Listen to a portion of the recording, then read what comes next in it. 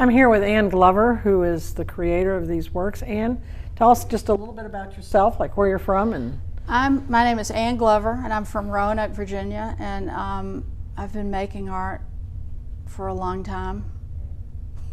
How many decades? Since the second grade, on and off since the second grade. And so these pieces are most like my second grade.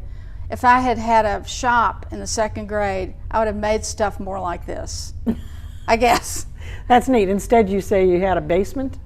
I have a basement wood shop, and I work outside and on the porch, and I have a studio, but it's filled up with giant things, so I can't work there. So I work all over the house. It's called the Wyandotte Red Rider because of a toy I found fairly recently, after this piece was made, that features a little 1930s cowboy riding a red pinto pony. The thing is about this big, and it apparently went on top of a rocking mechanism, which is no longer part of it. But I love that thing so much, it's on my mantle. That's how important it is. So the red in the tin toy is the red in this piece, and I just gave this piece a more exalted name. So where do all these pieces of red tin come from? There is a treasure trove of red at the Goodwill, y'all. You need to know this. You need to know this because most of these are Christmas cookie tins. So if you go to the Goodwill, the prices are right, and you can acquire a lot of red there. A woman from whom I was buying fairly expensive antique tins told me indirectly that I should stop buying from her and just go to the Goodwill. So I did. And you can see all the reds that happen in manufactured red cookie tins for the most part. Makes me want to raid my kitchen. Oh, absolutely. Or go in Roanoke, go to the Asian market. It's, interesting. And aluminum cans. Don't throw away that aluminum can. Don't recycle it. Cut it up, and you'll have a square of something to work with.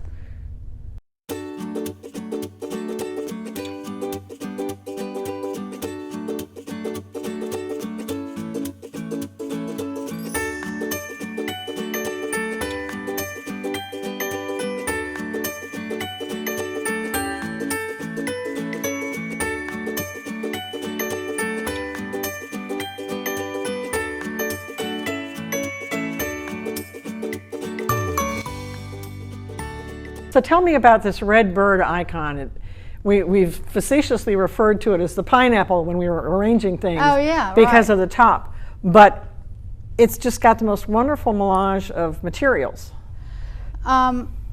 It's supposed to be an icon, and having been raised Methodist, I had to learn what icons were. Okay. But I'm compelled by much more pageantry and much more of like a thing, religious thing. So I actually looked up the meaning of icon this weekend, and it's a beloved or revered object that's featured for contemplation or worship or whatever.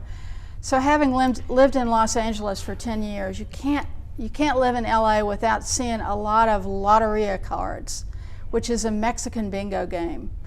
And these pictograms are all over town on the sides of shops, and it's the hand, the heart, the bird, the lady, the magician. It's very cool. Okay. They look like the old maids cards that we used to have as kids. Oh, fun. So that's why I just went, whoop, me and 18,000 other artists. So this is the red bird from the Loteria card, and this is the heart from the Loteria.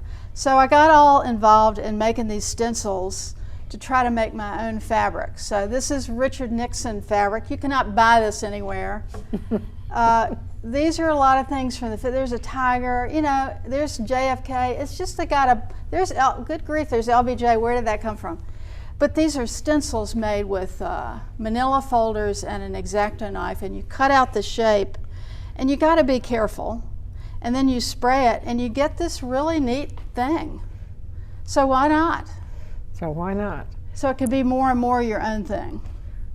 Correct. And we all know about the Trojan dog at the Firehouse in Roanoke, but this is an entirely different pup. This is a dog. This is supposed to be a dog sign. So if you had like a long driveway and a shed at the back, and you lived kind of in the country, you could put this out on the weekends advertising whatever it is you were doing.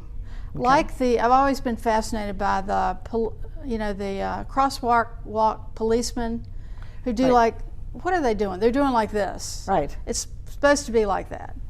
And so I used stuff I had just to make it look like I was trying to do something. Well, I love the fact that you've got paint and you've got some tin and you've got some stencils Yeah. and then you've got some fabric with stencils on him. Yeah. And I'm intrigued by the fact that, as you say, he's just made out of all scrap wood, because it's stuff that is put to far better use than the landfill. Well, if you have a wood pile, you're in business. So, Okay. and it was intentionally done. Yeah, I did this intentionally so you could see all the little pieces. Mm-hmm. These and this are failed placards Okay. that were in the works and they just weren't working. So I cut them up and used them as like fabric scraps. So they were glued to masonite. Well, it also requires a little bit of patience. What part of it? All of it, Throwing I up- would think. Well, if you You say if you have a pile of scrap wood, but you also have to have the vision to see that this would be an eye, or that this could be Well, here's the a collar. thing. If you have a drawing, you can take it to FedEx Kinko's and blow it up as a giant blueprint, and then you have a pattern for the big thing, which is what I did with the dog and what I did with this. If you Okay. got that, then you can have this. I would no more freehand this than the man in the moon, but I would make myself a pattern. So that's, Okay, good tip. yeah, Good tip. absolutely. This is another of my favorite pieces, and part of it has to do with the fact that I love maps, and part of it has to do with where you found this particular map. Yes. I was given the gift of some J. Crew boxers, a black pair and a daytime pair. And if I had known how rare they were, I might not have ever cut them up. I might have put them on the wall in a plexiglass box, because you cannot get these now. You can see the J. Crew logo on there. Right? And I just love maps too, so they get preserved and exalted by putting them on a form. So I made this little form out of Luan and just wrapped it around, and of course it needed a face. So, that's where It just sort of evolves. it evolved. And I wanted to have smoke. It's movable smoke coming out of the chimney. But being a child of Captain Kangaroo, this is like Grandfather Clock and all the stuff that was on Captain Kangaroo. Hi, I'm here with Judith Flynn Lochbrunner of Stone Coal Road out in Botetourt County, and her wonderful spring show of flowers and things landscapey. Judith? That's a good description. Thank you. Thank you. So let's talk about these two pieces first. Okay. I know you have massive gardens. Yes. Tell me a little bit about your gardens. How'd that start? The gardens are kind of a function of, I always used to joke that you could tell how long I have lived somewhere by how many gardens have been started. I usually start, when we move somewhere, I start right at the house and then it extends out. But we've been very fortunate to be in Botetourt County for 18 years now.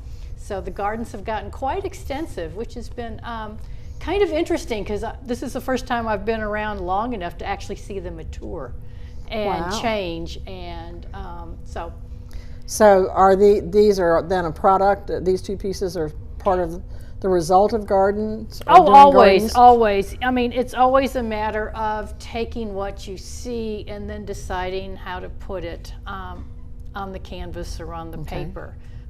It's truly, I find a lot of inspiration out there. Golly, when you're sitting there weeding, you have to think about something. Well, maybe this might make a good painting one day. And so I want you to talk a little bit about how you did the papers Okay. on the collages here. And I know you have a cat Yes. at your house. Yes, we have a cat. But tell me about all the other things in here, because everything in here has been cut out Yes. and applied from paper you have made how? Actually, how I love to collect free newspapers, when you go out, or travel, I shouldn't say this, but travel, brochures, Okay. or junk mail's also good. About the only paper I purchase is the deli wrap paper that I purchase at a warehouse store.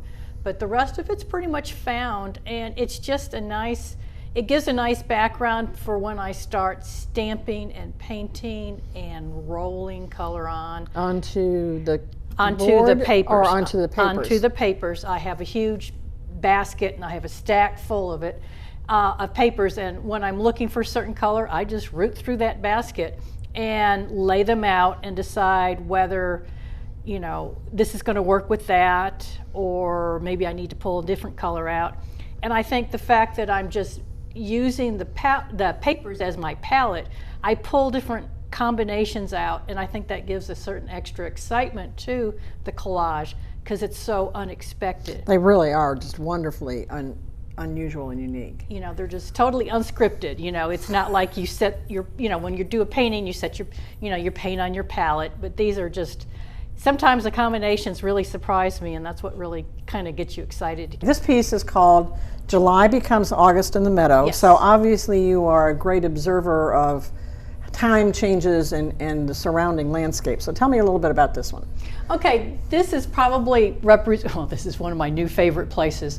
It's the Skyline Trail at Natural Bridge State Park. I highly recommend it. It's before you get to the actual park. It's one of their new trails. And the thing I love about it, it's meadows and mountains. I mean, how can you not miss with those two combinations?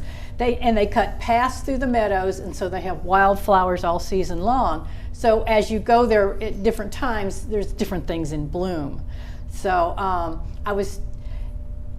love to go there and get, this is a great reference. But most importantly, I think this was done, you know, I did a plein air study of this, and then I took this into the studio and did a finished studio work.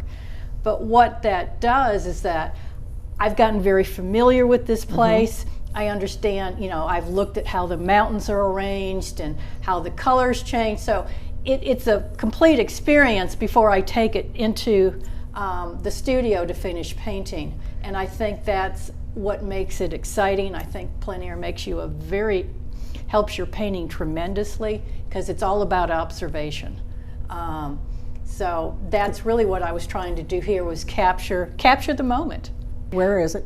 Well, actually, Jewel Mountain is kind of more of a representation of the patterns that you see, especially when you go up on the parkway and you'll look out and there's, you know, forest and fields and houses and lawns and roads. So you have all these shapes kind of that go up, straight up the mountain.